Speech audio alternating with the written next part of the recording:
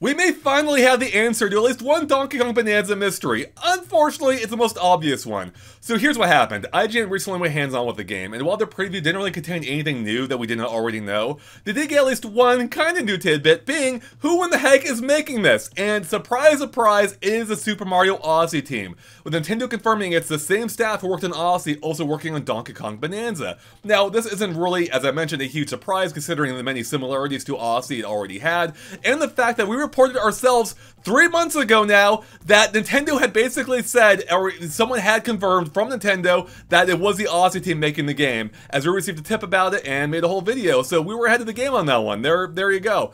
In any case, again, not a huge surprise either way, as everyone's suspecting this based on many similarities to Mario Odyssey, but still good to have that confirmation. Unfortunately, it doesn't really tell us much else, like, as in, is it the entire Odyssey team? Is it just a portion of the team, and there's a different team working on the next 3D Mario? So it really doesn't help fill in any gaps or any other answers beyond what we already, kind of knew. And it really raises a question again of when are we going to expect the next 3D Mario? If this is a spin-off team, as has been rumored, the next 3D Mario may not be that far away. If it's not, though, if it is in fact the full team, well, the next Mario could be years away. So it really is an interesting question as to when we'll be seeing it. My guess is that they probably do have some people working on the 3D Mario. In fact, we don't even know. It doesn't have to be this team.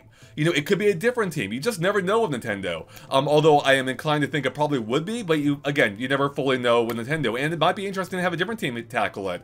But there you go. We now know that Donkey Kong Bananza is at least being handled by the Odyssey team, which again makes sense. The only other team I could have possibly thought it might have been on, if I had to choose a second choice, would have been Next Level Games, both because of the amount of environmental interaction, the character animation, and also how the technical performance wasn't perfect when I played it at the Switch 2 event, which did remind me a little bit of, some of the Luigi's Mansions, or 2 and 3 at least.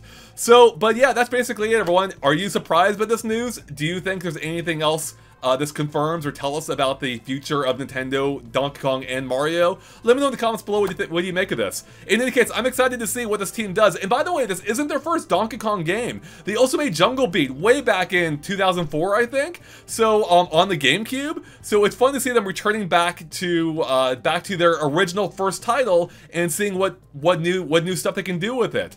Especially with this one being 3D and that one being a 2D side scroller. So yeah, it's kind of a fun callback in its own way, despite, even aside from all the other callbacks this game is all about.